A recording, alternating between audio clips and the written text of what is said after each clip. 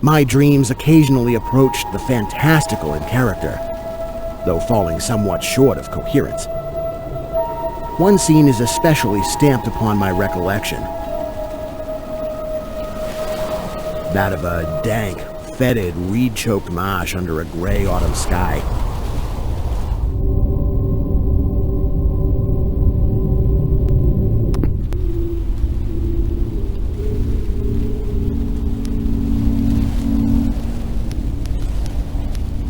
With a rugged cliff of lichen-crusted stone rising to the north.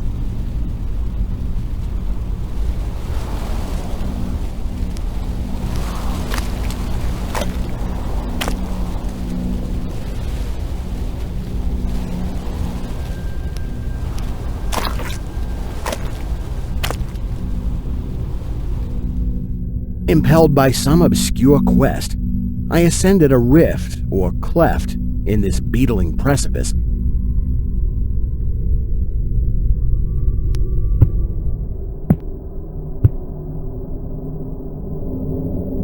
Noting as I did so the black mouths of many fearsome burrows extending from both walls into the depths of the stony plateau.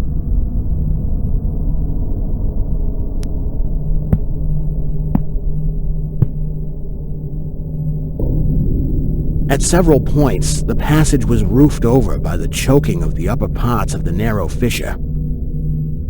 These places being exceedingly dark and forbidding the perception of such burrows as may have existed there.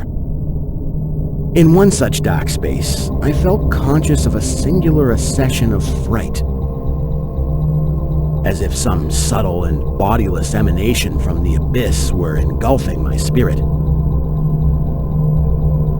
But the blackness was too great for me to perceive the source of my alarm.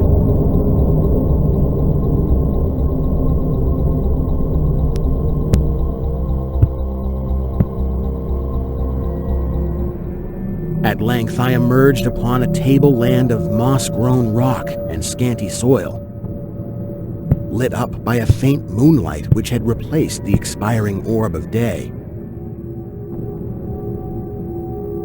Casting my eyes about, I beheld no living object, but was sensible of a very peculiar stirring far below me amongst the whispering rushes of the pestilential swamp I had lately quitted.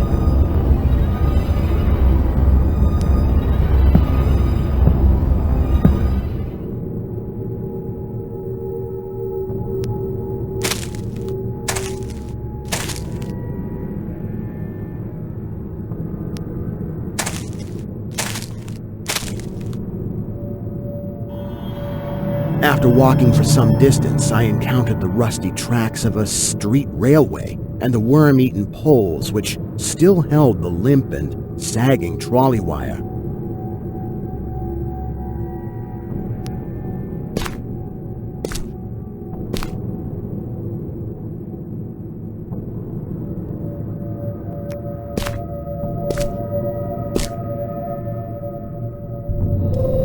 Following this line, I soon came upon a yellow vestibuled car numbered 1852 of a plain, double-trucked type common from 1900 to 1910.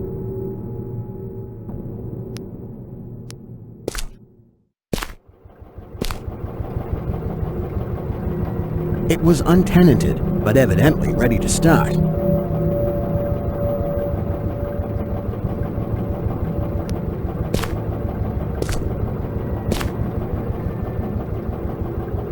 The trolley being on the wire and the air brake pump now and then throbbing beneath the floor.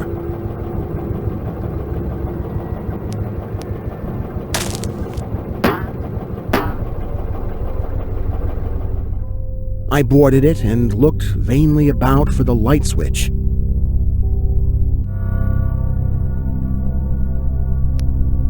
Noting as I did so the absence of controller handle, which implied the brief absence of the motorman. Then I sat down in one of the cross seats toward the middle, awaiting the arrival of the crew and starting of the vehicle.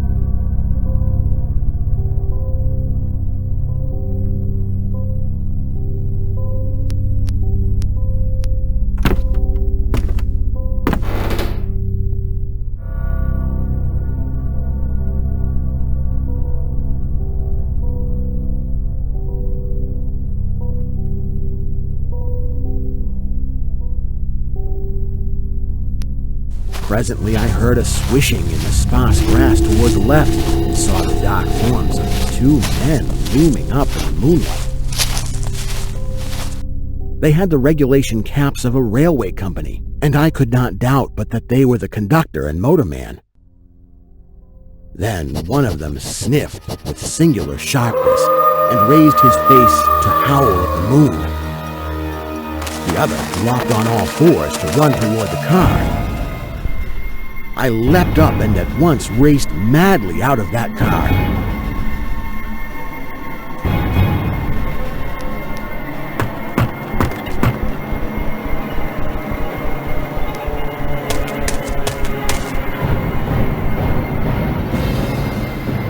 And away across endless leagues of plateau till exhaustion waked me.